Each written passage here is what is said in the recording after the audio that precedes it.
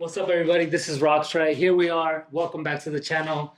Today, I'm doing State of Mind Now in a new format where I will be interviewing people, discussing topics about breaking, related to breaking, from people within the scene, some people within other elements. So I think it's important to share knowledge. It's important to learn. It's important to stay researching. I think it's important to go out there and find out more information about what we love to do from different sources. As you guys know, I do this professionally, but it's also good to hear other people that do it in their own way. So today I got Squid with me. Squid Rock is a part of Squadron. He owns his own brand called Dstry. He throws events. I mean, he does a lot of different things related to hip hop, which I think is really important.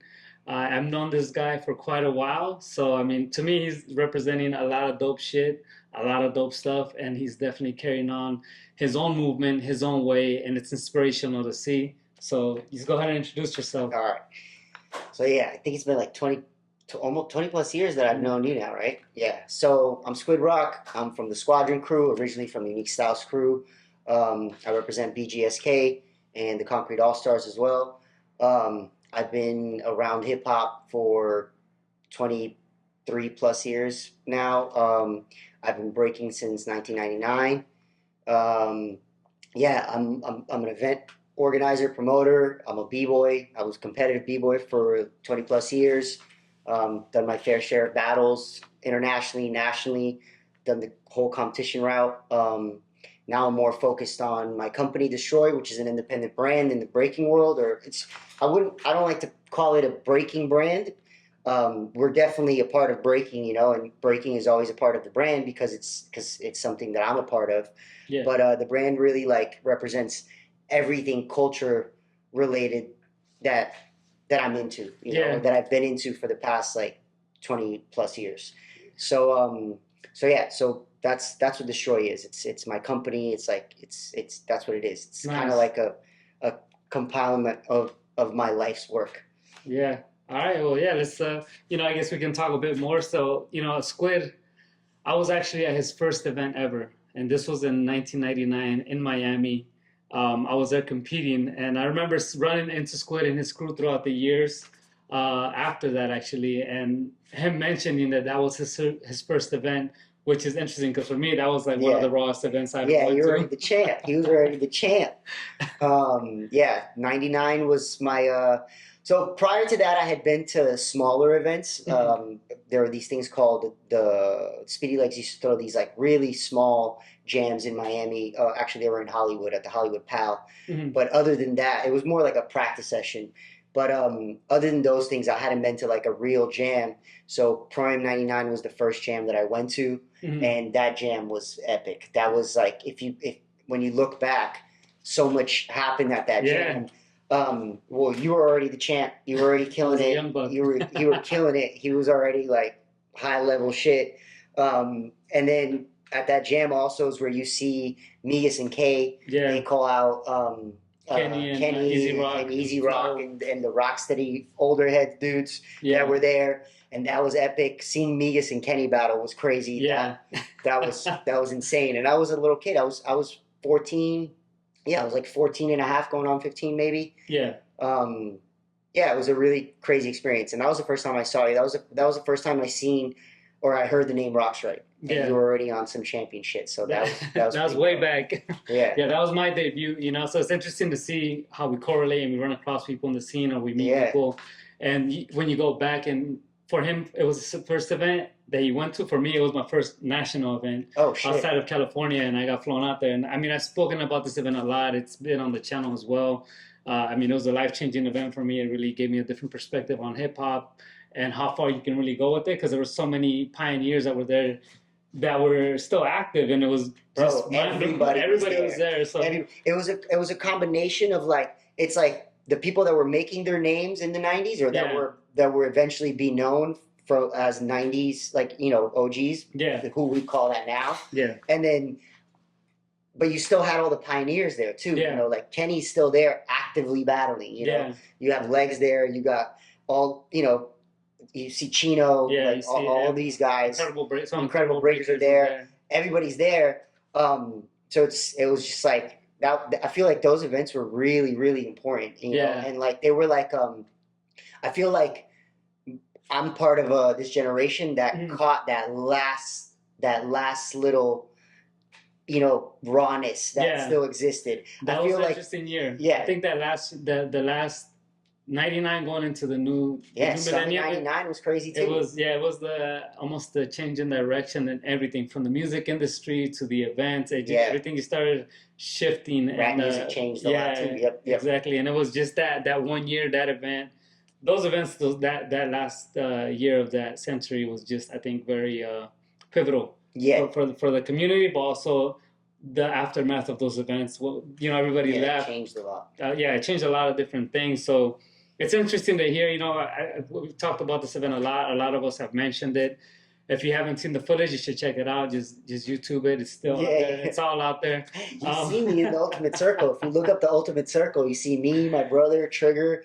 We're all just like little kids, Yeah. like just sitting, like we're watching the Ultimate Circle, like the main cipher that happened where Kenny and them battle. Yeah. And you just see me like just sitting as a little kid, but I was like taking it all in, like, whoa, this is crazy. Yeah. That event really changed everything for me and like my local crew at the time. I mean, yeah, for me too. I mean, it's funny. I actually got to do a round in that cipher. I think that's a memorable moment. Yeah. It's like young kid getting one shot in there, just one round. But yeah, it was an epic event. I mean, that event, I think, opened a lot of doors for a lot of people. Yeah. And as like I said, that's where I first was at, and he was there as well. But we didn't meet there actually. Yeah, we met later. Yeah, we actually. I went back to Miami again to judge one of the proms that his crew, Unique Styles, won. Oh, right. Yeah, but there I briefly met Speedy. Max, Speedy hit the mean Trigger. Yeah, he was going off.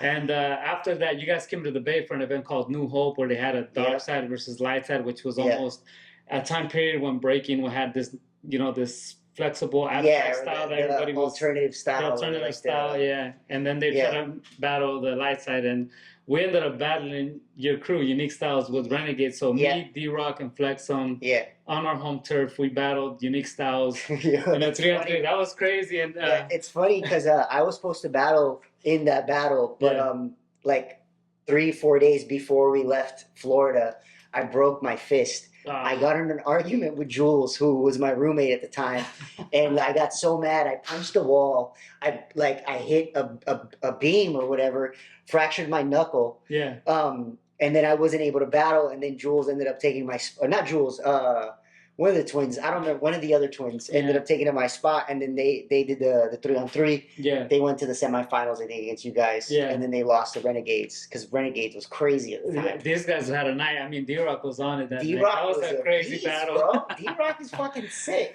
Yeah, that was a crazy one. It's funny because we actually went into a tiebreaker with y'all. Damn, there was a tiebreaker. I don't remember. I remember.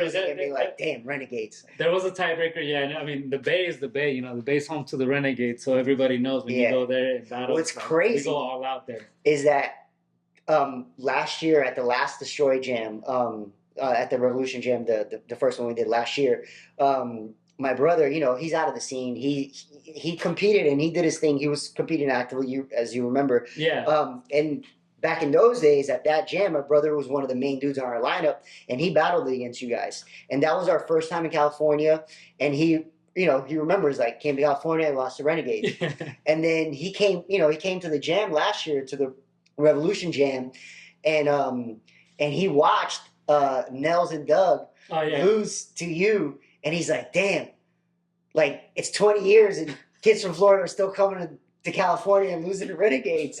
And we were like, yo, this is crazy. Like, Rocks has got to be stopped. But damn, that's funny, right? That shit was funny. Like, we went full circle with that. We're like, damn, it's a brand new, like, batch of kids. And the whole new they're coming to Cali, and they still got to see the general, bro. Y'all remember, you still got to see the general. You come to Cali, you got to see Rocks. Man, that's funny. Yeah. But yeah, see, it's just interesting to see the layout of time and how things progress. Because at that same event, is where I met Keebs officially for the first time as well. Oh, which you have known Keebs, and Keebs is another Squadron member that played a big role in being there in the beginning. And Since the beginning. Yeah, I've known Keebs for years. I first started meeting Keebs in Texas at the B-Boy Cities in 2003, 2004, and then right away we became really close to Master of Mayhem, and then we all started kicking it. Yeah. Actually, that's how Keebs ends up in Florida. Is that he's coming to Florida to hang out with us after Yeah. we've become friends with him at the Texas events That's or funny. whatever, you know. So that's what brings him, Milky, all these guys to Florida. Yeah. Which then later on they end up in Orlando. But you know. Yeah, which is actually the foundation for the development of Squadron in many ways, because that it's almost like Yeah. MOM, Masters of Mayhem, Renegades, Unique Styles. Yeah, it's that. I mean the My 180. Yeah, my 180.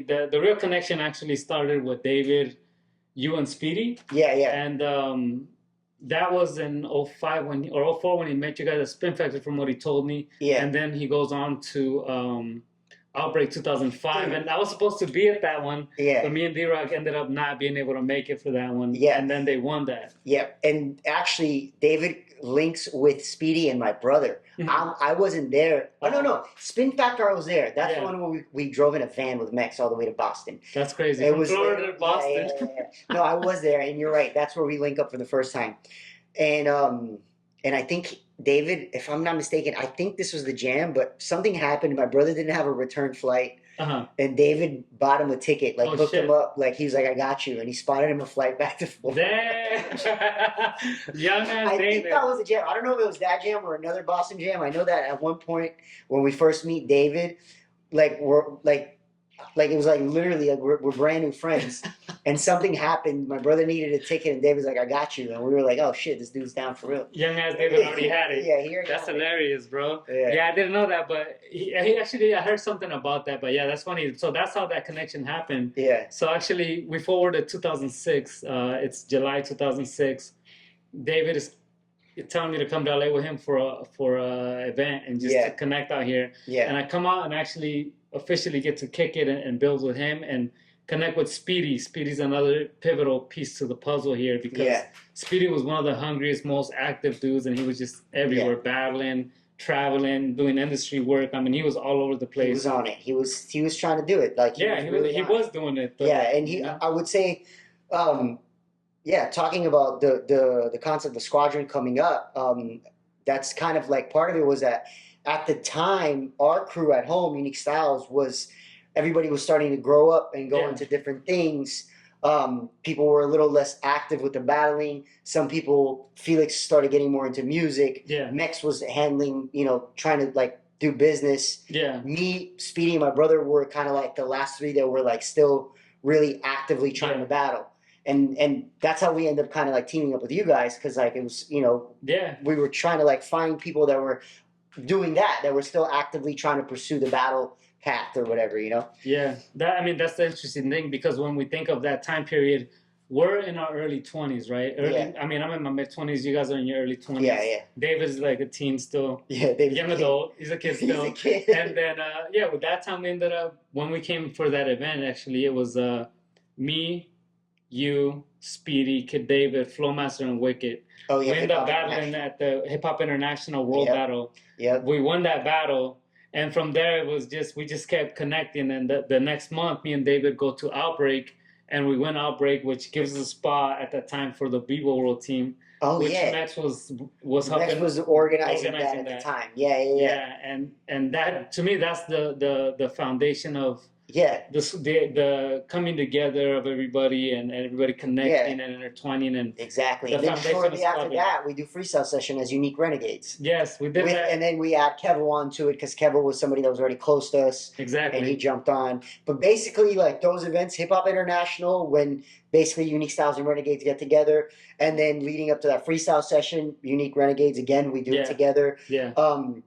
And then everybody that was also around that had the bond with us, like Keebs, Kevo at the time, that basically is the foundation of the Squadron. Is around that era, those times, and then Unique Styles and Renegades coming together to try to like, the guys that were actively battling in your crew, we were the guys actively battling in our crew. Exactly. And then it kind of, we started bonding, and we start trying to take over. And that's what people, I think we've said this story many times, and sometimes for us it's reductant that we have to repeat it, but I think for people that don't know, at that point in my breaking and David's breaking, we were both so very active. We were willing to travel. We were willing to put our money up and go to events across the country. Wherever we could, that there was things going on. Yeah, you were hungry. Where other members, they weren't, they were still dancing, they were still doing stuff, but they had different type of responsibilities. They were a little older. They were Yeah.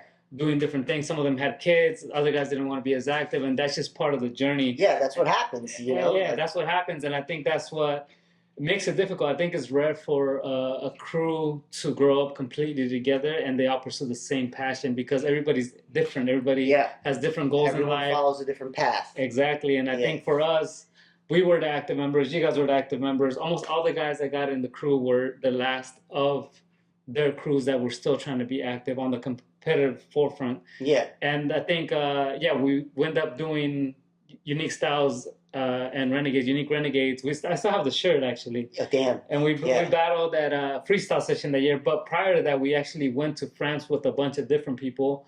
Yeah. But I think after that France trip, Mex saw something in the chemistry between us, Keeps. It was like that connection. Yeah, he saw that 180, Masters of Mayhem. Those crews, we were already constantly hanging out. We were already like all together. It happened to be that we kind of were an all-star squad, you know, with Speedy, Kevo, you, Keeps, me, my brother. It was already kind of like a group of heavy hitters. Yeah. But we happened to have the chemistry. Yeah, exactly. So I think Mex saw that, and it's funny because you bring up he was kind of running the Viewer World thing prior to that. Yeah. When he was doing that, you know, he was working with what's his name? I forgot the guy's name. The guy that used to run the Viewer World stuff with Mex, the European dude. When he was doing that with him, he was already noticing that this guy was constantly trying to put together a U.S. squad to go overseas to handle. And I think from that, Mex would notice that like doing it randomly and always bringing U.S. squad overseas of kind of like randoms didn't guarantee you good results because people don't have that chemistry. Yeah. And I think that we naturally had the chemistry, and he saw like, hey, this is kind of like already a group of people that are kind of top tier. Yeah. They already have the chemistry. Like instead of trying to like put together different people for these things, like I want to do something like this that's going to be like more permanent. Yeah. And I think that's where he came up with the concept, you know? Yeah, I think that's what it was. He saw that in us, you know, and I think that's what really kept pushing us forward. And I think that's why he kept pushing us and getting us out there. And that's how he came out with Squadron. That's how the name came to be as well. He's the one that named it. He's the one that saw the vision of us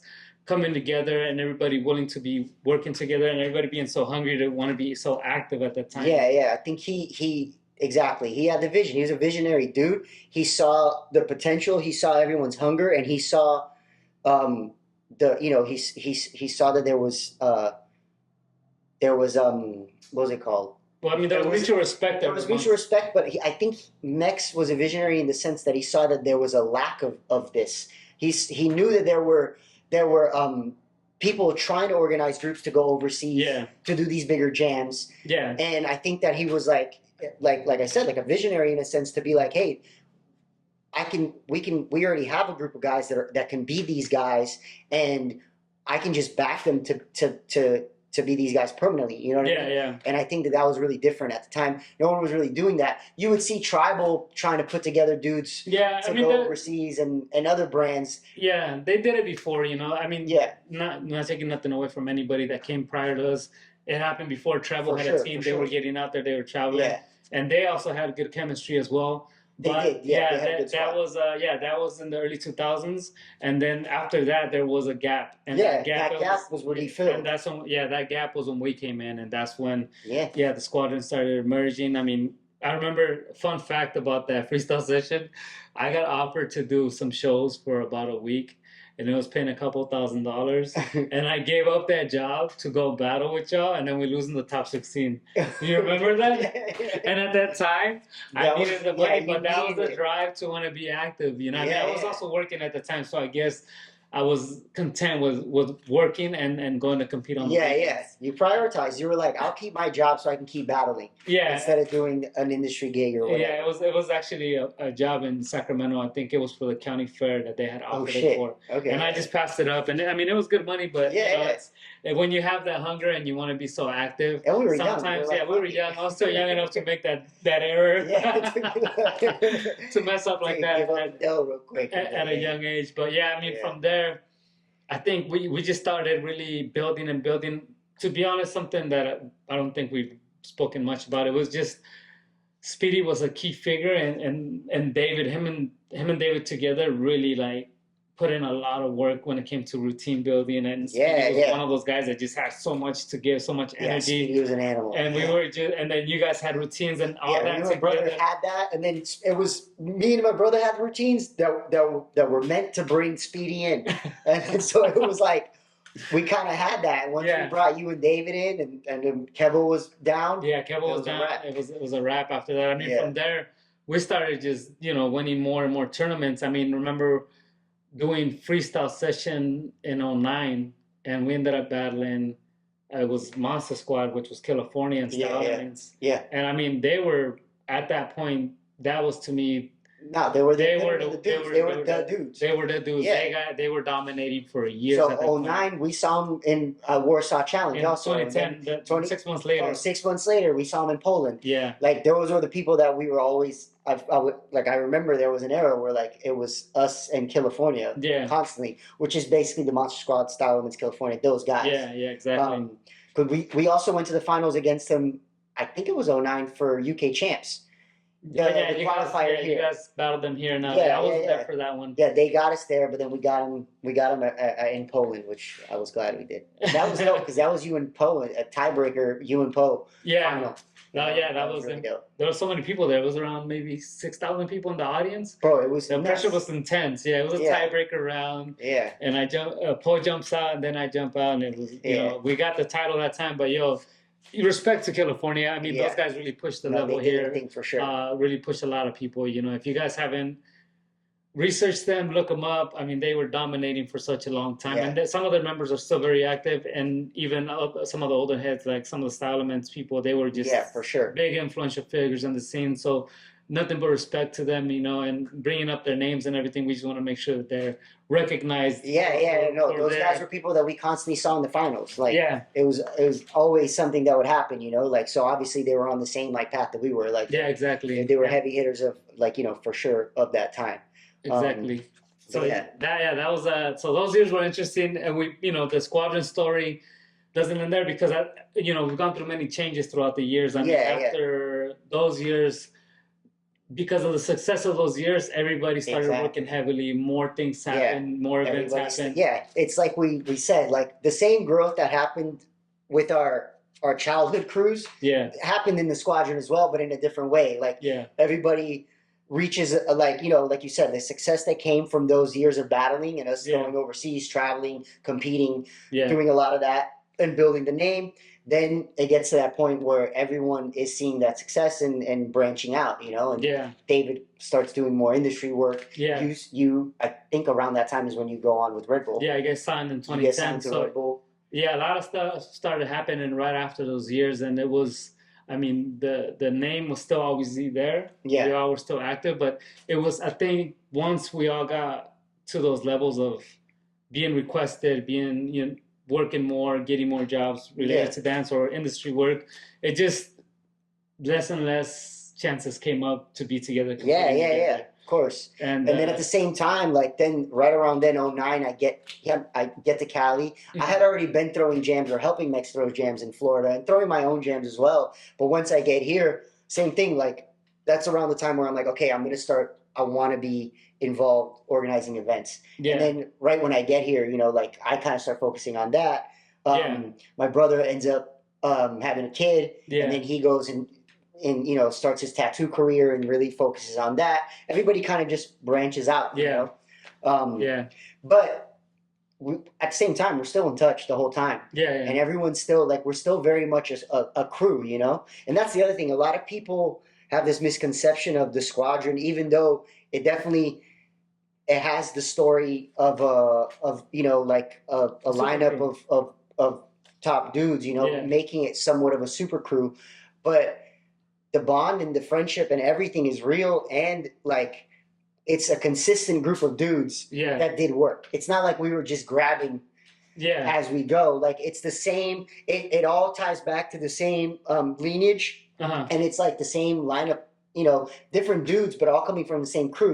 Like you might have seen Beast Mode with us, but he comes from my 180. That's the same crew as Keebs. Maybe you might have seen Speedy, or you might see Kevo, whatever, or Luigi. But everybody's coming from the same group of people.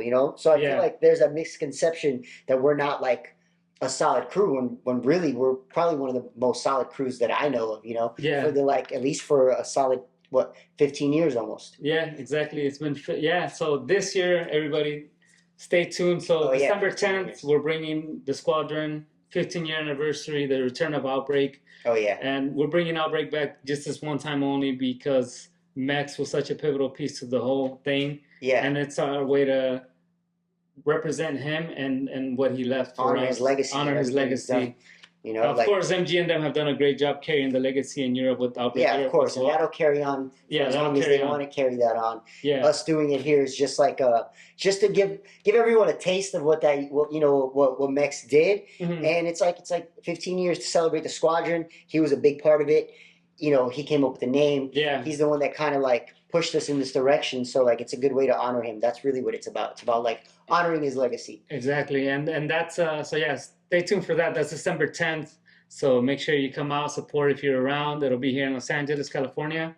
More information will be coming soon for that. And I think that can go to the next topic because Mex also helped fund a lot of us, right? Which also, he was a visionary in terms of being independently owned, independent branding, independent everything, which leads to you and your brand. I mean, for people that don't know, Mex used to make shirts for some of the guys in Squadron, and he would give the money that they would make from the shirts. Yeah, Mex was the first, well, at least from my perspective, or in my knowledge, he was the first person that he had he came with the concept of all right, let's make a product for each one of these guys that we're sponsoring.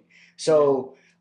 It's basically the same idea that he took from skateboarding, the idea of having a pro model deck or some sort of product with your name on it that would generate sales, and the income would go to that sponsored artist or that individual. So Mex, I feel like I don't really know anyone else that did that. I'm not sure if Tribal ever did a specific item that was branded with somebody. I know of. I don't recall seeing much of that. I mean, it might have happened. I'm sure it might have happened. But Mex was really pushing that. He was really pushing that, and I remember when he came out with him and Kid David. The Listen to the Music T, I remember that very clearly. Listen to the Music T. He did the Rocks Right T, which said rock it said rock motherfucking right. Yeah, rock motherfucking right. And he did a Ray shirt as well for Nasty Ray. Yeah. And then and that's what leads me. Well, the concept of Dstry comes from the T-shirt that he made for me. Yeah. He was like, I want to make an item for you, the same way that I've done for the other guys. What do you want to do? And then I came up with a design. The design at the time was it's actually the dagger that I have tattooed on my arm, but we changed it. This dagger says Brotherhood, but the dagger, I took this dagger, and the banner on the dagger says Destroy Toys. Yeah. So originally that was just a T-shirt a design that I came up with that I wanted to drop. And that he was going to release for me, fund the production of it, release for me, and then pay me from the sale, the royalties of it, the same way that he did with your shirt, the same way he did with David and his shirt, and then so that's the first Dstry tee that was ever made. Was made by the B-Boy Spot, made by Mex. Wow. And that was 2012 or 2013. I don't know, somewhere around there. So there's some history. See, so it's interesting because I was independent too, right? We were all independent prior for me to get endorsed and all that. So I also understand that route. I understand. I lived through that. I know what that was like. Yeah. And it's just interesting to hear that. And some history for people that don't know, Mex was providing that type of stuff for people that were in Squadron. Yeah. And he was backing us, helping us get out to events, helping us with his resources to get out more and more, and help us establish ourselves on a higher level. And it was really dope that he did that. I mean, and he did it with all of us. And you got to remember, 2013. Okay, I'm actively battling still, and I'm doing my thing. But I'm definitely not I don't have the following that you and David had at the time. But even then, Mex was still like, no, you're Squadron. We're gonna do an item for you. That was the type of dude he was, where he was like, let's run it. He kind of believed in all of us, and that was really dope. That's dope. And so that tee comes out. he puts it out for me. I think he made like 50 of them or something. I sell them, like I sell some hand to hand. He sells them on the site. We move them all, and then 2014, I decide, okay, before that, around that time, I already have something that I'm branding myself, and it's the magazine I do.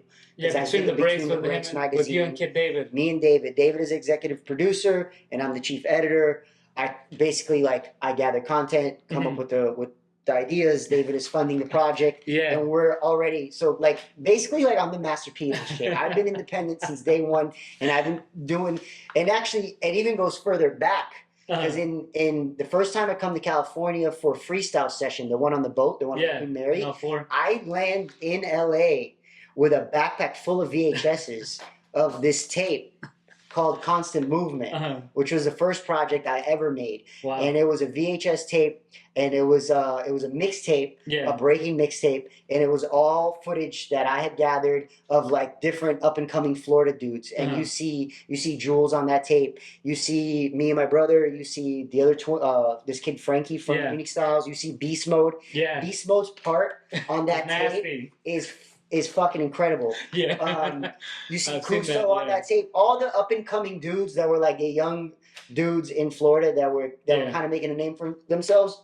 I put this mixtape together. Me and this guy Rival, who was in Unique Styles crew at the time. He edited the whole thing. Shout out to Rival. He chopped it up for me. I gathered all the footage. He chopped it up.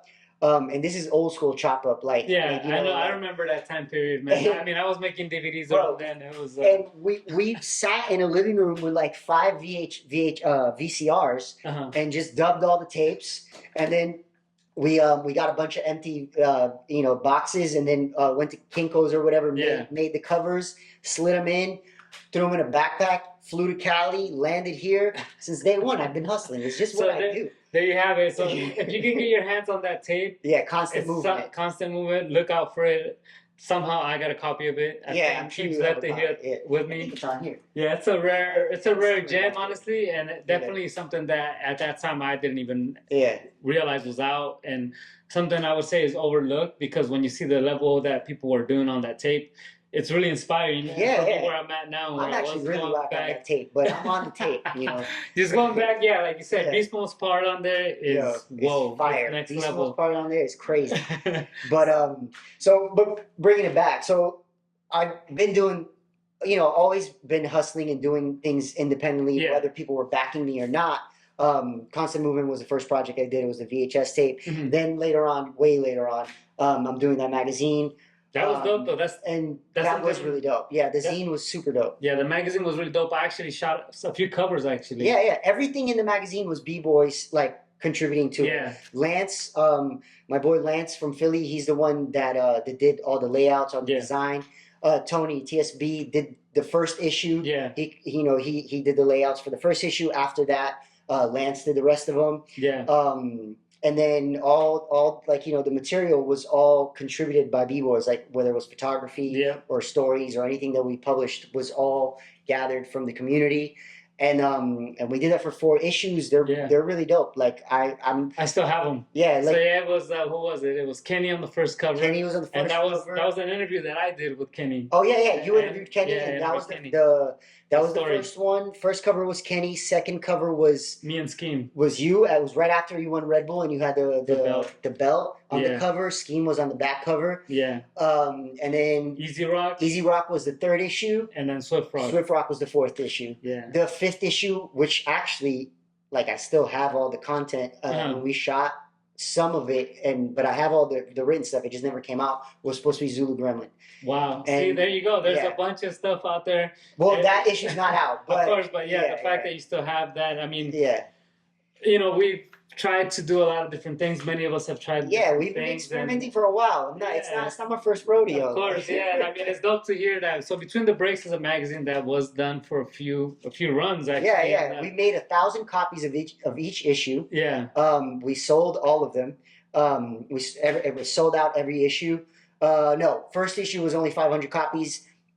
No, I'm sorry. The first issue was 1,000 copies. All other issues we made 500 copies.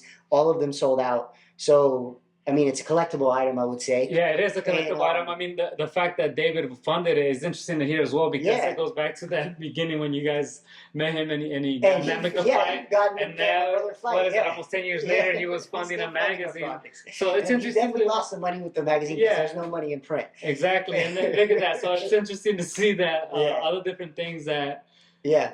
people in Squadron have tried to done do. I together. mean, Yeah, because we've we all been had a doing similar vision. We believed in certain Yeah. things that should be tried, could be successful, or Yeah. it's almost like a way to create a new standard for the scene, which I Yeah. think that people have to realize in today's breaking. Everybody's strictly just breaking, which is obviously that's what we all do. Yeah. I still do that. That's all I do as well, right? Everybody But wants to be a champion when Yeah, there's so but- many other avenues that people aren't like exploring, that we need people from the scene to explore. yeah, Or else we're always going to have outside entities coming in and taking those roles. and trying to tell our Whether it's- story. Yeah, trying to tell our stories, whether it's being our videographers, being Mhm. our filmers. When you look at all other forms of alternative sports, for lack of better words, Or disciplines, alternative yeah. arts or disciplines or whatever, when you look at skateboarding and you look at surfing and you look at any of these other things, everything is done by people from their world. And Yeah. you'll never, like, all these skate companies that are skateboarder owned, the filmers are skaters themselves. Yeah, You know, and unless you're from that culture, you're not necessarily like welcomed. You know what I mean? Yeah, like, yeah. It's kind of like guarded and protected. And what it does is it creates an industry for their people. Yeah. And makes it so that maybe you're a skateboarder and you dedicated many years to skating, Yeah. but then by the time you're older, you're not able to, to physically keep going, or for whatever reason, like you're not at a pro level, like you can become a filmer. Yeah. And or you can, maybe you can start a company and and take another route, but still be involved in what Exactly. you love, in skating. Yeah. And that's what we lack in our world, I think. I think that there's a lack of people having an understanding of you can be somebody in breaking Mhm.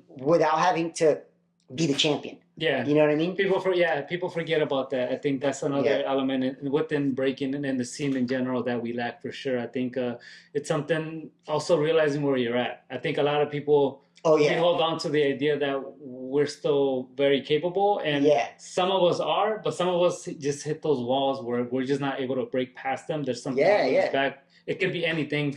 But I always noticed that people in your crew always found different avenues to help out with in the scene. I mean, when Max said, I can't be active no more, I don't see myself being as active, guess what he did? He went, helped run the website. Yeah. Then he helped throw events. Then he started a clothing line. Starting a clothing line. I mean, Felix got injured. Yeah, Felix got injured. And then he created Music. Yeah, the band. Music. Yeah, Unique Style. Honestly, if there's anything that I would say is the legacy of Unique Styles crew, is that everyone in the crew, or at least the main dudes, have all like branched out to do other things that were impactful in breaking, but not in a competitive sense. Exactly. Mexwood is like doing the promoter side, Fusic doing the music, me now still carrying on the tradition of doing events, and even when I did the magazine, like we've always I don't know, I don't even know how that happened. It just naturally happened. But I think it's your guys' passion for hip hop. 100%. You guys are passionate about something that you fell in love with, and you all were able to expand outside of that, which is rare. I mean, for my side and most of the people that have been a part of my lineage, a lot of us have built through the scene, right? And we've been carrying on the professional breaking element, right? The idea of becoming a pro, a competitive, active dancer, and surviving from that side of things, which is different than you guys, right? But it's interesting to hear because I think a lot of the people that are involved now, they're seeing my route or the route that most of the guys in my crew have gone down.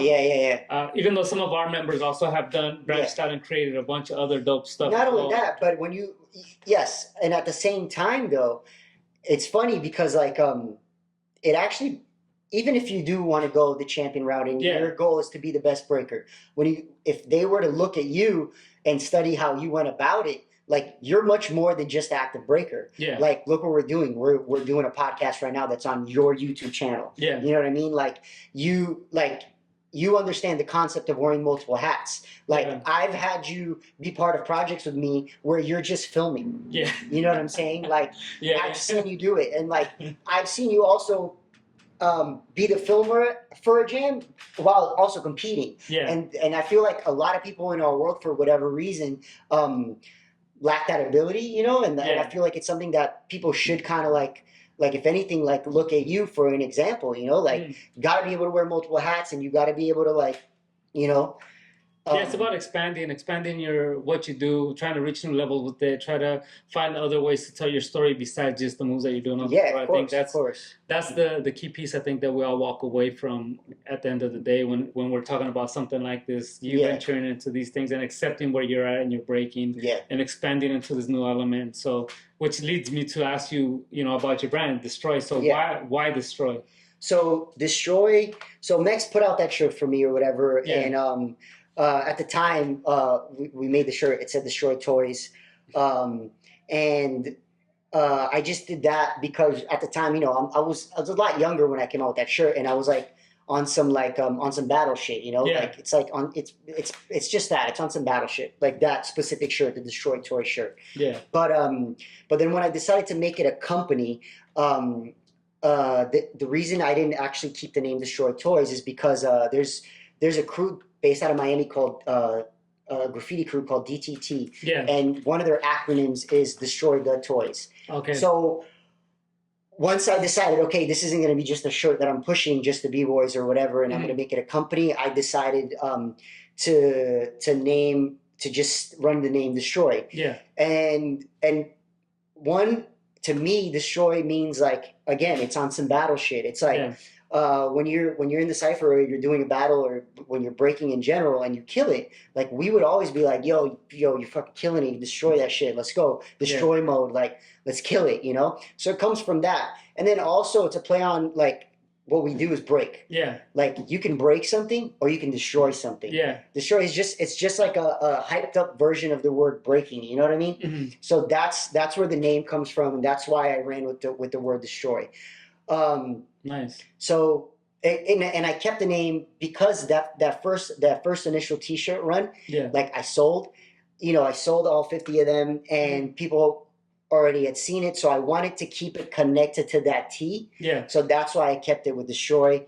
And quite honestly, like I never even like really put that much thought into the name of the brand. Yeah. And I've always been like that. Like I felt like I can take the name wasn't the most important part. Yeah. You know what I mean? Like I knew that I could get creative with it and do other things, but I knew that I already moved those first 50 shirts, and they said Dstry Toys on them. So then I kept the name Dstry, and then 2014, like I made it official, and that's when I started really focusing and making it a company, like a brand. Yeah. And then around that time, so I decided I didn't want to just.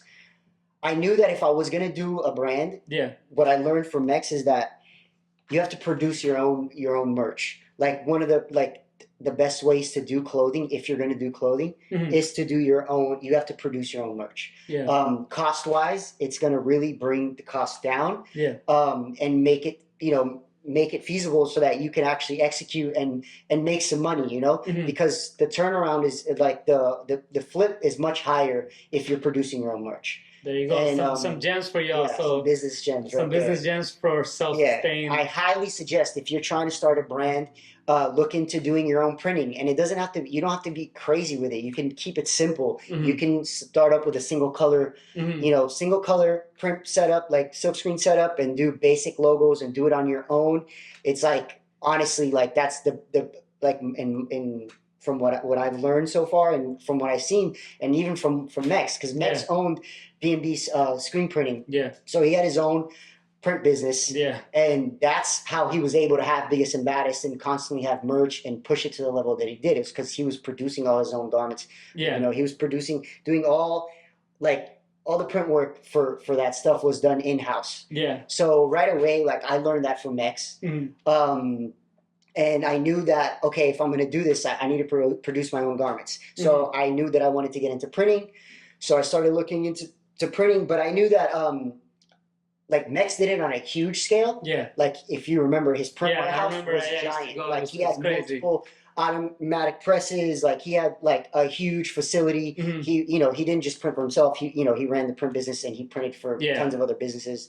Yeah. So I knew that that he was doing it on that level, but I also knew that I could do it. I can minimize it, Mhm. do start doing printing and print just for myself for Yeah. Dstry and producing my own garments that way. So that's how I started. So I started doing that. Started do with simple prints, simple Mhm. designs, and just started gathering content like which I was already used to doing because Yeah. before that I was doing the magazine. Exactly. But now I was just branding it for Dstry. And obviously, because I'm surrounded by artists, I'm surrounded by everybody Mhm. that's involved in the scene, not just in breaking, but I'm surrounded by people that are in the graffiti scene. Yeah. I'm a writer as well. I come, like from those worlds. Yeah. That Which is rare. Which is rare. Yeah. People, Nowadays, you it's gotta. rare. Most of these guys that break, they're not They're only connected sticking to to the one culture. element. Yeah, you gotta expand, and I mean, for you, you're able to do. You're in Yeah. multiple worlds, which is Yeah, really yeah. cool, and I think it helps your brand even more, and also your name. No, Everything you absolutely do, it did. it just you have more voice. You reach more people. There's Yeah, more yeah. audience So I involved. knew that like I wanted to do a brand that represented, and that was the thing. Like I wasn't trying to. Breaking was always going to be a part of Dstry, no matter what, For because sure. I'm a b-boy. Yeah. Because I breaked and because I did 20+ years of competitive breaking. Yeah. No matter what, Dstry is going to be a breaking brand Mhm. based on that alone. But I knew that I wanted to. I wanted it to be more lifestyle based, more culture based, Mhm. and there were other aspects of my life that I wanted the brand to represent. Yeah. Like a big part of the brand was my brother, who's my twin, Yeah. who's a tattooer, and he had by the time I started Dstry, he had already been tattooing for a while. He's a really well established tattooer now. Yeah. So that's why like part of that was always incorporated into the brand, like the Mhm. tattoo stuff, which I've been into forever. And that was some of the designs too. Yeah, the So, designs. yeah. A lot of the earlier designs were tattoo based, which came from my brother. Yeah. The graph stuff was coming from Chizzo and coming Mhm. from Spen. Mhm. The tattoo stuff was coming from my brother. Yeah. It was a mixture of like my closest friends contributing designs, me handling all the production work, like all the print work, everything that's ever been made for Dstry after those very first dagger shirts Yeah. has been hand printed by me. There you So go. it's been made in my shop, in my garage shop. Every single item that's gone out has been hand pressed by me, and I take pride in that. And I feel like that's part of my branding. Yeah. Yeah. The pieces are collectible items. Like I've never done more than 50 of one design. Wow. So every design that we've ever run, like once I've pressed 50 of them, I don't repress I didn't them. even know that. That's really cool to hear. So actually. like I just like my whole thing was like I saw Mex do something on a huge scale, Yeah. and I knew that I wanted to do something similar, but I kind of wanted it to be More on exclusive. a smaller scale. Yeah. And I looked into the numbers and I saw it was possible to do it. Mhm. So that's what like I strive to do with it. So the brand was based on that, Mhm. on like keeping it limited runs of original artwork that Yeah. was coming from all the homies, people that were contributing. A lot of the designs I designed myself as Yeah. well. Like as like I progressed, like I got better designs. So some of the designs were made by me, Uh-huh. but it was always like a lot of people contributing. Nice. And the whole time like I'm working with my homies. Like it wasn't just like people just handing me shit. Like Yeah. I'm paying people to work with me. Mhm. So like that was cool to like work with my friends and like be able to like build something like that where like I'm able to pay Yeah. and support homies like artwork. Now there you go. So That's that was it. really So dope. that's really cool. I mean, the exclusivity I think also helps the scene more because as b-boys we tend to always want to have something that not many people have, right? Yeah, we go to yeah. a jam, we want to look different, we want to dress different, we Yeah. want to have something that stands out, but we don't want everybody to wear it. Unfortunately, that's how the scene is, and I don't think it's a bad thing. But when it comes to mass production of products Yeah. and selling a lot of product, I think that can hinder Yeah. the potential of our community because, as you know, the community, everybody wants to look different, right? And dance Yeah. is one. And then the fashion sense comes in and the idea of b-boy fashion, Yeah, or it's just huge. hip-hop fashion in general Yeah. is being unique, being on your own, having something different that nobody else has. Yeah, yeah. And creating that limited run stuff, I think that provides that for a worldwide scene, right? So I Yeah, think it's yeah. cool and interesting to hear that. And I think that's also when we talk about brands, that's why there's so much struggle within that. And I hear people that do start clothing, it's tough to sell the product. Yeah, Well, it's hard to especially sell clothing. yeah, it's hard to sell clothing and breaking, and Yeah, especially if you're producing a lot of product, I'm sure that that's not easy. You're yeah. gonna be sitting on a lot of dead And stock. that goes back to that's why it's important to try to produce your own product and Yeah. you know, at least run your, if you're just starting out, run your own prints, because it doesn't leave you with all this leftover Yeah. you know, product. Because at the end of Yeah. the day, if you're gonna go get some stuff made, you're gonna have, there's minimums, you know, that you need to hit. If you go to a print house, you know, to get something printed, like let's say you wanted to make some hoodies and some tees, they're gonna say, okay, well, you got to do a minimum run of like, you know, 50 pieces or whatever their minimum might be. Yeah. But you might not move all that. But if you're producing your own, you're only producing what you're moving, and that helps a lot. That definitely, you know? That's definitely helped me be able to keep Dstry going. The fact that I don't have like leftover product, I'm able to like really produce only what I'm moving, and yeah, it's like smart business. Like I would highly suggest anyone that's in the breaking world that's trying to start a brand, look into producing your own stuff. It's going to help a lot. Boom, there you got it. So that's cool. And I mean, from producing your own clothing, you start producing events, right? So now, yeah. I wanted to bring up, I mean, last year's, you know, the Revolution. The Revolution Jam, yeah. The Revolution Jam, So the live stream. I mean, it's interesting to see because we did Underground Keen in 2020. Yeah. And that was a cool concept. That was really dope. We're gonna run that back actually. Yeah, we need to. But that was really dope that we pulled it off during the pandemic and everything that was going on in the world. We were able to get this top 8 tournament going down in this little place. Actually, Earthling VIP who let us use the venue. Shout out to them. Yeah. And that was really dope to do because it was something unique. And I mean, that was almost one of the first events I've ever produced or helped produce in the last maybe 15, 20 years. So that was dope. And Squid was the mind behind that event, actually, which from there he went on to bring his own event last year called Fuck the Live Stream. Yeah. But it's under a concept. And I mean, why fuck the live stream? You know, I mean, I'm sure people already can figure why. There's a lot of reasons, but we'll get into it. So, okay, so first and foremost, the jam is called the Revolution Jam. Yeah. And it was the Revolution Jam Volume 1, or the Revolution Will Not Be Sponsored Volume 1, Fuck the Live Stream. This year's it's the Revolution Jam Volume 2, Pay Up or Shut Up. Yeah.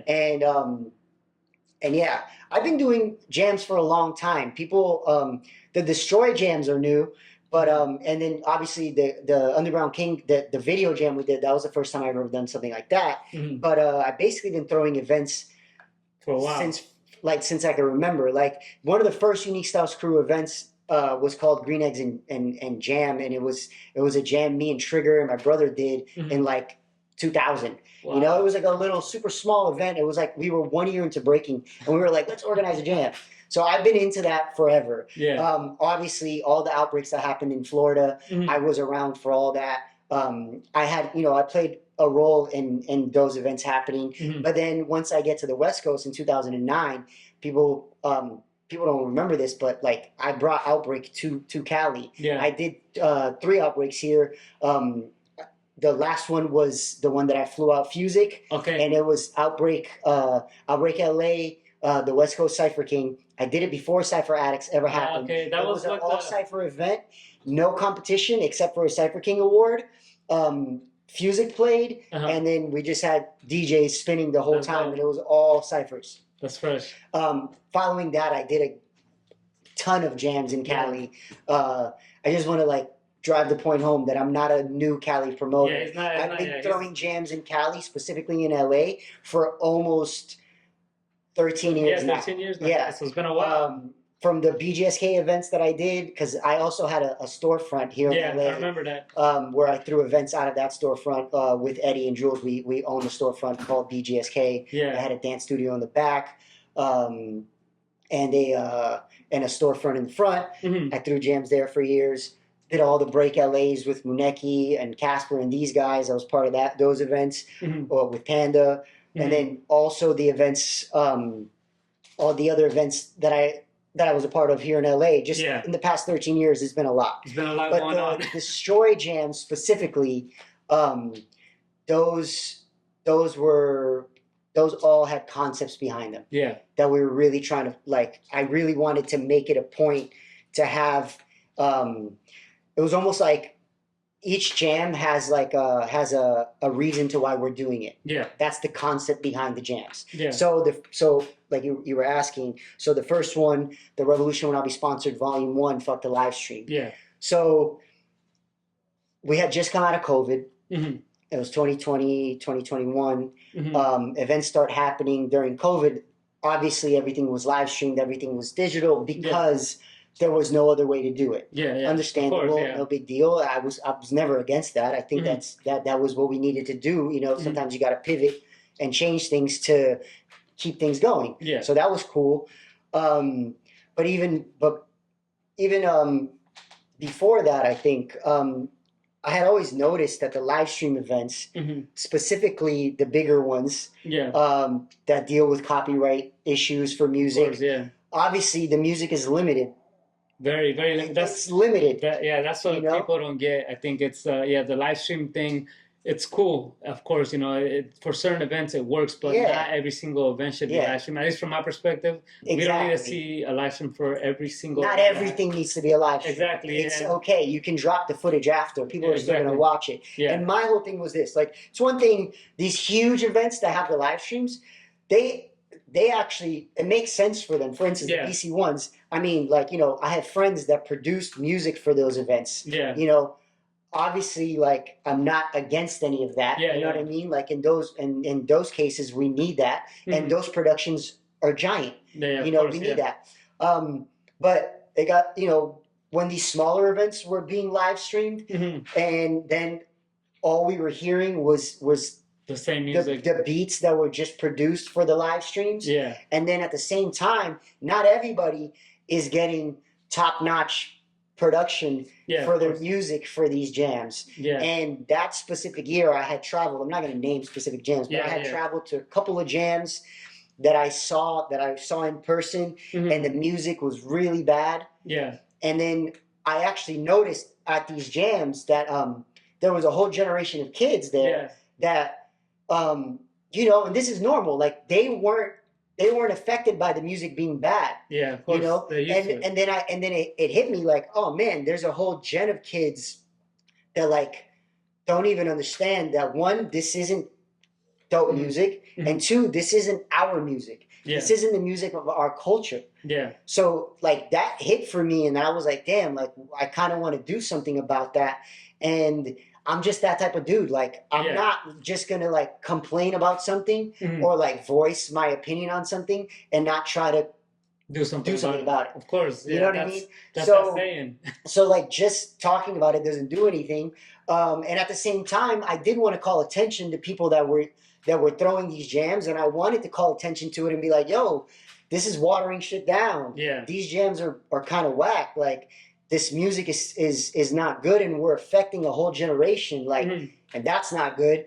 So, you know, like, so I purposely gave it that name, because I knew it would hit, and I knew people would be like, you know, if the shoe fits, you're gonna get offended. If the shoe fits, wear it, as I say. But and I feel like I got a lot of good responses from that event happening, and we did the event.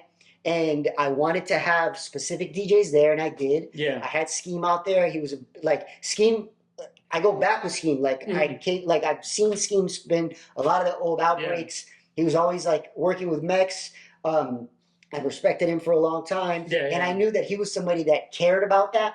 And I knew he was somebody that would be like, and he was vocal about it too. Exactly, he was vocal, and I knew, and because he was vocal about it, I knew like, cool, like I want to work with Scheme because he gets it, and he's being vocal about it. I want to be vocal about it. Let's be vocal about it together.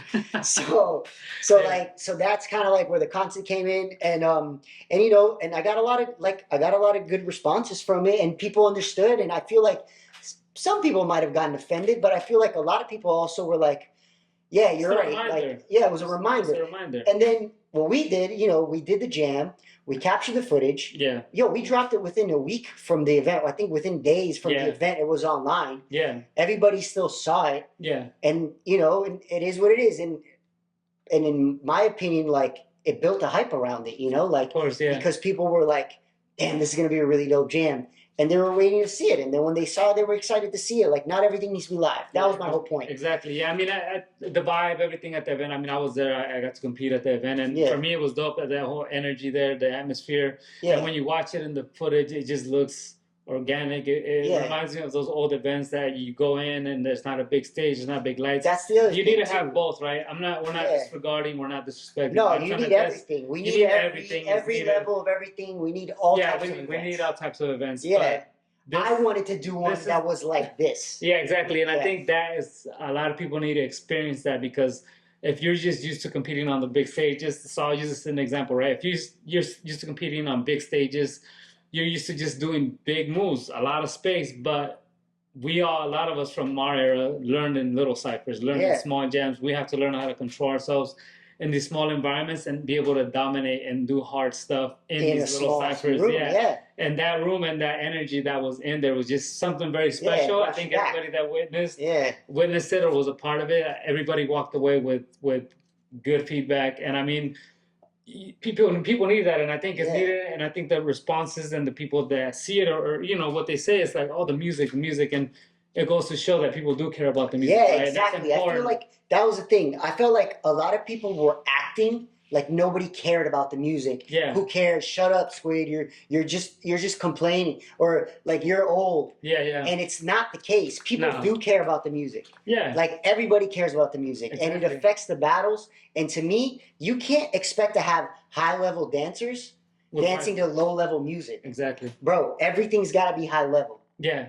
Like, or else it's not going to work out. Exactly. You know what I mean? Definitely. I remember seeing that same year, I saw an event that was live streamed, and I saw the Ruggeds battling somebody, and the beats were so bad. Yeah. They were like, it was some of the worst beats I had ever heard. And I remember like talking to my friends being like, damn, these guys are really forcing themselves to dance to this music. Yeah. And that says a lot. I mean, it happens, like, right? This is crazy. Like, how are we at the highest level with the lowest quality? Well, it's just like people are trying to get their event be seen, right? And again, it just comes back to that. Everybody's trying to follow the next thing, and instead of just being okay with, hey, you know what? Let's step back. Let's just produce the event itself with actual music that we all dance to. Yeah. We're not going to try and sell the event. It's just literally being seen. It's another event that is going to provide a platform for people to dance, and we don't have to give away the music every single jam, right? We understand that certain events are going to be there where that's just what happens, and that's part of it, and that's what we sign up for. But to do that for the whole culture and the whole scene, I think it's going to leave a mark that might last generations in a way, but I hope that the next generation start to also study the dance enough to understand how important the music is for this dance. Yeah, of course. It's part of it. It's only going to help you in your dance. If you dive into the music and you look into it, it's going to help you. Yeah. It's only going to develop you more. You're only going to be better. Yeah. So it's important. I mean, for me, still being active, I've been lucky enough to be at the events where I don't have to constantly hear bad music, right? Yeah, of course. Sometimes I've been able to go to some, and you can find your way through it. But other times when you get music that you like, or things that you are used to dancing to, or things that are that help develop this culture, develop this dance, it's a different energy. And I think it's important to preserve that. Again, guys, it's about preserving and passing on a certain thing, and at the same time, we gotta have both elements. Yeah, and it's back to like, I looked at the scene and I'm like, what is there a lack of? Okay, it's lacking this. Cool, that's what I want to do then. Because what am I going to try to put on another super overproduced event with huge lights? Well, we don't have the budget for all that. Even if I wanted to come up with the budget, I probably could. But it's like there's so much of that already. There's a lot of that. I wanted to do something different. I wanted to do something organic, and I wanted it to be how it was. Yeah. So now we're in. Coming up, we're in 2022 now. October 29th, Volume 2. Same thing. Yeah. There's things going on that I see in the scene that I feel like, okay, and that I experience personally working with companies. Because, I can't stress this enough. I'm not against any corporate entity coming to breaking. I'm not against anyone being sponsored. I'm not against any of that. I want all of that. I'm for that. Yeah. I just want to make sure that when it happens, we're not played. you know? Yeah.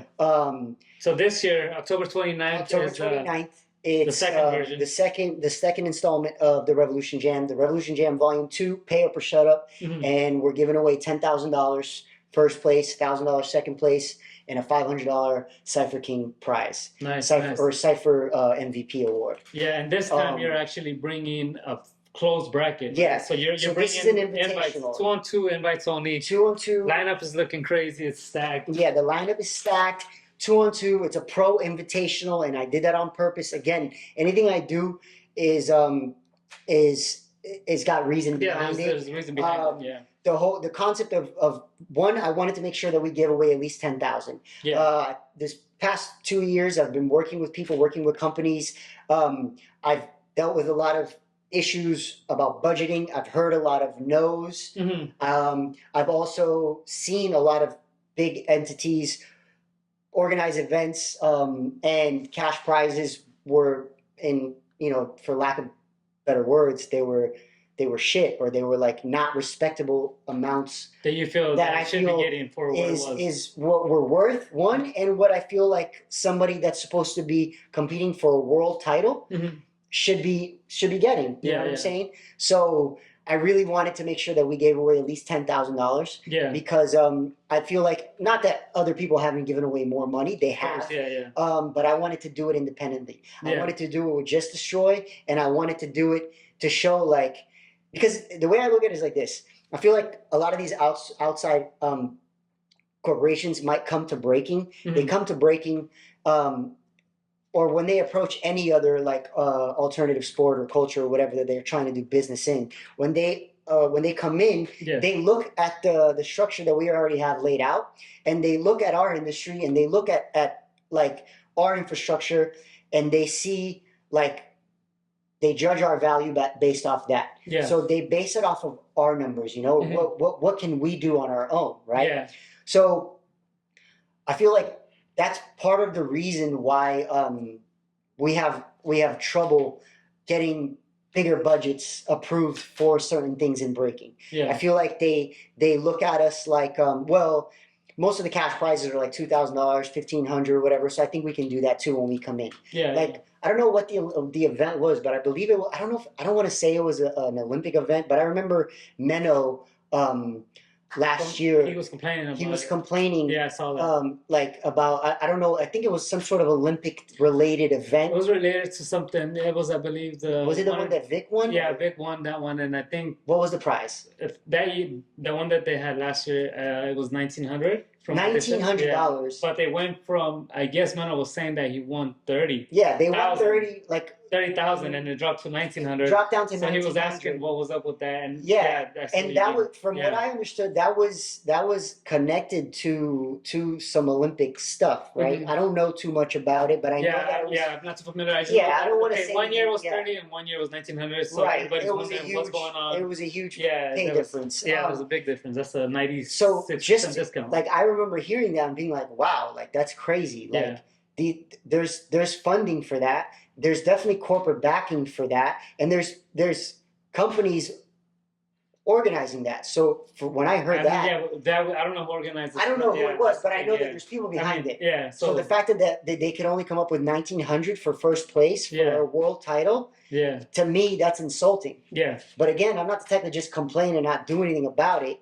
So I'm like, I'm just trying to lead by example. Like, I'm gonna put up 10 racks. If little old Dstry can give away $10,000 from my independent company that comes from our scene, if I can put up 10 racks, there's no excuses. Like, there's no excuses for anybody else. Yeah, like, especially when you got backing and stuff. I don't know. I just feel like I'm not talking about the local level events. Of course, grassroots events. It's just, we're talking about major events. Talking about major events. A lot of things are going on. And major companies stepping into breaking, maybe trying to do sponsorship deals, trying to do deals, and them not understanding that like we expect budgets to be respectable. You know what I mean? The prizes, it's something I think a lot of people have trouble with, and it's a lot of us still are learning how to ask these questions, or it's just still a learning curve for a lot of people from this generation. But the idea is to create a new standard. Yeah, And exactly. you're basically doing that Yeah. by being like, you know what, fuck it, I'll fund it myself. I'm putting this much money up. Yeah. And this time it's closed off. We're bringing 32 duels. No, 16. 16 duels. 16. It's 16 duels. Okay. 32 people. Close off bracket. It's like I said, it's invitational because I wanted to keep it. I'm trying to make it. So the concept is it's big money, small jam, but also like pro level. Yeah. So like my whole thing is that like I feel like right now I go to jams, high level events. Yeah. First of all, these events are too long. I'm going to jams, like I've been to jams. I've been to a couple of jams that have lasted 12 hours. You know what I mean? 15 hours. Yeah. Like that's crazy. First of all, like I feel like one, it affects the dancers. Yeah. Because having to perform and wait and perform, nobody likes that. Yeah. And then two, the other thing is that like I'm going to these events, and I see like people that have been breaking for a month, 2 months, 3 weeks. They're doing prelims, doing prelims, and then they might do prelims against somebody like you. Yeah. No other like competitive sport, culture, art, whatever you want to call it, has that. Like the beginner, like the new jack beginner guy that's been breaking for a couple of months doesn't get to face off with the professional Red Bull sponsored rocks, right? That doesn't make any sense. Yeah, I see what you mean. I mean, that's something that I've actually myself have brought up in discussions and stuff, which is in breaking, we still can't decide who's a professional and there's no separation of pros and amateurs. And that's, I mean, in a way, that's the beauty of it. But that's also the values. But it devalues, and it's the. I mean, I'm playing devil's advocate here, so it's the counter, right? So it creates opportunity for everybody. You never know, somebody might slip through the cracks and get to shine, right? Yeah. That's the beauty of it. But on the counter is that. Yeah, we're not creating a standard for a professional. And that's what makes it complicated. Because again, there's multiple ways to be a professional dancer, a professional breaker. You could be a professional guy that just does auditions, but I'm talking about the battle aspect of it, the competitive like aspect of it. There's no like way to separate amateurs from professionals right now.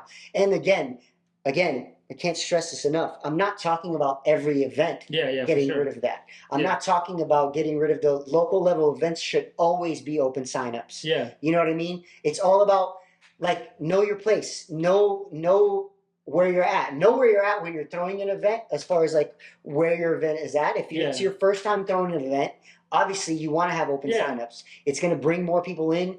People are going to like have more like reason to come to your event. You're going to want that. But I feel like it's time that create a new standard. Again, it's just leveling up. We need events that focus on high level competitive aspect, because I've told you this before. I feel like also a big thing in breaking is we lack a fan base. Yeah. So when you go to a breaking jam, the majority of the people there are people that are competing at the event. You go to a jam, everyone is competing, everyone is signing up. The majority of the spectators, at least here in the U.S., maybe it's different overseas, but in the U.S., the majority of the spectators they're spectators, but they're also there because they want to compete. Yeah. So they're there to sign up to try to try to compete, and then once they don't make it past certain phase, then they'll become spectators. Or they leave. What that does, in my humble opinion, is that it leaves no room for us to grow a fan base. Yeah. There's nobody coming to the jams to admire the pros. Yeah. Right? Yeah. So like, and also, I feel like if we create this like aspect of like, you have to, like, for you to participate in this event, you have to be invited. You have to be a pro. What it does, it incentivizes younger kids to be like, yo, I want to be pro one day. Yeah. I want to get to that level. Yeah. I want to get to that level. I want to battle those people. Yeah. I want to battle them one day. So that drives competition, and that pushes people to reach higher levels. Yeah, to reach that level, and then again, it showcases like, yo, these guys are high level, and that's why they've been invited to do so. And I'm again just trying to create new things. Yeah, it's creating new standards. You know, that like you were talking about. That's an interesting topic because that's something that is not really talked about. And I've said it. I've judged a lot of events, and some events, they're really long, and I understand why people don't connect with it as much, because you are seeing a lot of people that don't have the experience yet, which is okay, part of the tournament. But I think the promoter's job at that point should be promoting the actual tournament at a certain time for the general audience, right? That way they can come and watch the highlight moments of the tournament instead of being there all day. They're starting to do that. They're starting to do that now. I noticed a good turnout when that happens, or I feel the feedback and the response is actually better because people are actually entertained when they show up and they only see the top 16. Yeah, it breaks up the day. It breaks up the day instead of going from 12 and you're watching prelims and you lose interest after a while because you want to see the moments, and by the time the tournament starts and the battle's actually going on, people are burnt out by that point, and then they lose traction, they lose interest, and then they just leave. The other thing with what you just mentioned is something that I mentioned before about the pro level category and all that. Another topic is the mediocrity in breaking, right? The reason that I feel things have become difficult for maybe the last couple of generations is that even in my generation, it was happening because I was one of those people. And I say this because I experienced it myself, right? So you're able to win local jams with a certain level of moves, right? Yeah. And you're never having to level up to reach those levels of these guys that are obviously winning more than you are, or just winning more often, winning the bigger battles. There's something that you're not doing to reach those levels because you don't have to. You can go to a local gym that's giving a rack. You can go to another local gym that's giving $500. And guess what? Those guys aren't coming to those events, right? They're winning all the big world titles. They're getting invited to. Yeah, exactly. But when you do get that chance to go to that world level event, you're just not up to par because you haven't had to battle that level of competition consistently. Yeah, that's true. And that creates, in some ways, the mediocrity being okay. Yeah. Because, oh, well, I'm good at these events and I won these events and I'm able to sustain that. But that's why I noticed that it's harder to reach those higher levels. And when I struggled the most was when I was doing that. I was going to some local gyms and the more established figures that just had a more mature dance style than I did and had higher levels that I lacked, they were just constantly beating me, and I would always be frustrated, like, oh, I know I can beat them, but I was never leveling up to those levels, and eventually I was like, all right, I got to sit down and really be real with myself and be honest with myself, and those are the things that pushed me to get to those levels, and I was able to start reaching these big international battles, start battling big names, and with that experience, I started to level up more and more and more, and I think that is a good point. You haven't stopped leveling up. Yeah, but that's a good point that I think that you bring up with creating this idea of a closeout tournament, or as I'm sure it's been done before, but the fact that you're bringing a certain level of people that you think are at a high level, and that's creating a standard of what we would consider professionals, right? Yes, and also like keeping it 100 too. Like obviously, like this event is my personal event. Well, it's mine and my brother's personal event. It's our personal choices. Like. A lot of people were like, oh, well, how come you're inviting those people? How come you invite these people? And it's like, hey, look, I'm putting up $10,000.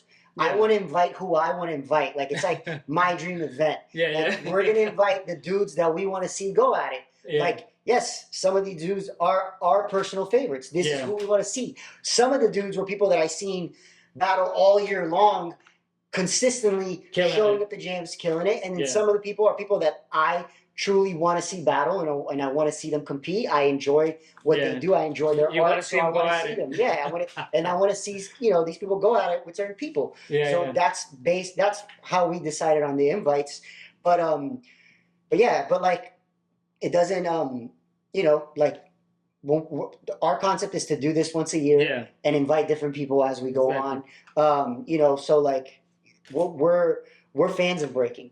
So like we watch breaking. I watch a lot of the things that are going on. I still frequent a lot of events. I'm at tons of local jams. Sometimes I'll go like out of town to go to a jam. Like I'm always watching. I'm up on game. I'm looking to see who's competing. If we invite somebody, it's because they honestly deserve it. And then the other thing too is that I want to like the reason that we started the Revolution Jams. One is to address issues that we felt need to be addressed. And then also we wanted to be able to put people in judging positions that we feel deserve to be in judging positions. There you go. I feel like there's a lot of people judging right now that I don't like. Again, none of this is personal, so it's hard for me to like articulate it in a way where I'm not going to offend anybody. But like it's for the betterment of breaking. So when I say this, I don't want anyone out there taking it personally. But at the end of the day, I feel like there's certain people that are judging that don't need to be judging. I feel like I'm not one of these people that believe you have to be like a super high level Be able to judge. be able to judge. Yeah. But I do feel like there are things that you need to have experience with to be able to judge. Just knowledge of. Knowledge of is a big factor, Yeah. but also, in my opinion, you have to have some battle experience. And I'm not talking about like cipher, like if nowadays, like in the high level competitions that we're in, Yeah. I feel like like sometimes even when you pull somebody that might have had battle experience, Yeah. but their battle experience, let's say, was pre-competitive breaking, Yeah. meaning like when they were actively doing their thing, Mhm. it was like let's say they were actively doing their thing in the 90s, Yeah. but not like basically like the generation before your generation, the generation before you guys, pre-competition, right? Consistent competition. Because there was already Pre-consistent competitions competition. happening, and not to the degree that it came to, right? There's a lot of people that were obviously really dope in their time, and they of course inspired a lot of people. Yeah, and exactly. After. Yeah. And I know what you mean. So it's just people that maybe weren't as active and maybe left the scene for a while, and they come back and I feel like those the inexperience of it, and I think can be harming sometimes for can the affect scene. their judging. Yeah, it can affect the scene as well, because sometimes the results are influential, right? Sometimes the people winning are what's going to be it affects influential everything. for the scene, and that I think judging is difficult. I think anybody that sits in that seat has to be responsible for the calls they make. Yeah, they have to be able to explain in detail why they made their calls. Exactly. And then also, I feel like it's also respecting, right? Like I feel like it's a slap in the face. Like you show up to a competition, to a high level competition, super high level competition, corporate sponsored high level competition, and then one out of the three judges has no high level battle experience. Okay, so you've never even seen them. There's not even footage of them battling anyone of importance. Yeah, there was no. That is somewhat like I'm somebody that I've competed for 20 plus years. Yeah. I'm not saying I reached your level, but again, like it's all about being able to see where you're at and being able to like be reasonable, like, and be true to yourself, right? Yeah. So like, I've never reached the levels that you reached competing, right? Yeah. But I've done a fair share of competitions, like, and I've won a good amount of shit. I've won high level things, like I've lost high level things as well. But I've had experience in competing, right? Yeah. But like, if I'm looking at it from my perspective, if I was to show up to a jam and I look at the judging panel and one out of those three people have no battle experience, it feels like I feel insulted. You know what I'm saying? I feel like a lot of people relate to this. A lot of breakers feel that way. People don't talk about it and they don't voice their opinions because people nowadays have a lot to lose, and people, a lot of things are somewhat political. You don't want to people are very aware of how they have to act to be able. It's defending somebody that might be in that position that might have that background you're talking about, right? Yeah. So, I mean, there's obviously different voices speaking in the scene about whether you should be somebody that's, of course, the idea of maybe you weren't as active, but if you are able to acknowledge breaking and understand it to a certain level, you should still be okay with that person judging. But the scene is also a respect-based thing, right? You earn your stripes, you go through the battlefield, you develop, you grow, you do a lot. And there is a lot of people that maybe have been around a long time that have a different eye for it. So I think it's finding that balance. For me, I'm not against either or. I just think that if you have somebody judge a certain thing, they have to somewhat understand that what breaking is to me, and not my opinion of breaking, but I'm saying they have to understand what breaking is, and have somewhat a history, because I think the other people can come and judge that are outside sources, but to me, we can't continue to be what everything else is, right? Breaking is still breaking, and this is a very special dance and very unique dance. That I feel that there still needs to be an acknowledgement. That requires a high level of understanding of every aspect of it for you to judge it. Yeah, there has to be an acknowledgement of the dance, at least, whether you study it, understand it, you've done some research on it, to be able to come back and judge and give an opinion about it. Because if you're an outside source, and I wouldn't, even if I picked up a book and read something, I feel like I wouldn't want to be judging something that I wasn't a part of. I'm not even talking about outside sources. because there are people that are involved in the scene, organize events, are, you know, super involved, and I'm, you know, there's nothing wrong with that. That's great. Yeah. But I feel like judging, and this is just my personal opinion, and again, I'm not asking anyone to change how they do their thing. They can continue to do whatever. Yeah, and again, there's levels to it. Obviously, lower level jams or lower, like, more grassroots events can have like a different standard for judging. And, you know, I'm talking about when it's like bigger jams, bigger cash prizes, bigger, you know, bigger level events. I feel like that's when it's like really important to really have like solid judges. And then it's like, to me, I just feel like there's so many people that have really good understanding about the dance, put in a lot of work competed, were influential in the culture, made a mark in the culture. There's like a list of these people. Yeah. And I'm not saying that all of them are good at judging, because there's also the other side of the coin. A lot of those people are really bad at judging. They're really not responsible, really not, they just don't work well as judges.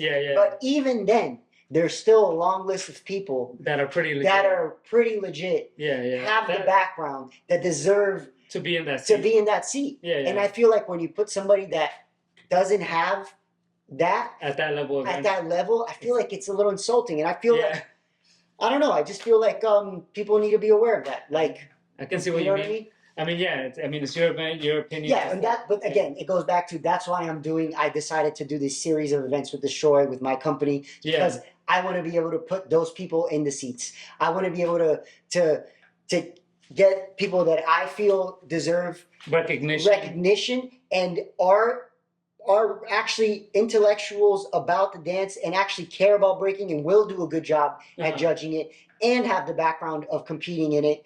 I want to, with my events, give them those seats. So pro level, B-boys, and this is your view on the way people that you're going to hire to judge. And again, I'm not asking anyone to change anything. I'm just doing what I want to do and providing the opportunities for the people that I want to provide the opportunities for, because that's just the type of person I am. You know what I'm saying? I'm not going to just like I want to be able to voice my opinion on things that I think are whack. And I feel like for me to be able to do that, I need to like constantly lead by example.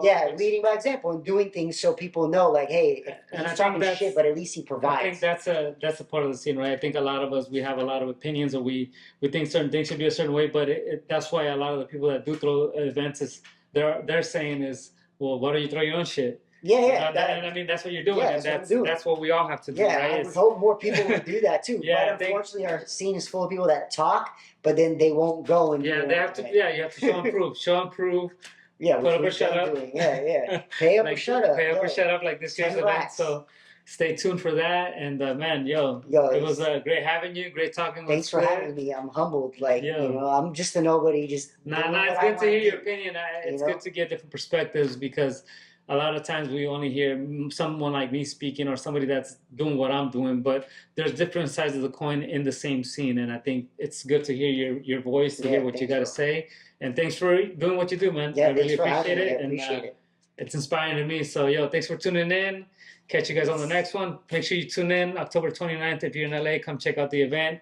And Squadron 15-year anniversary going down December 10th as well. So stay tuned for that. And follow up. See y'all next time. Peace out, y'all.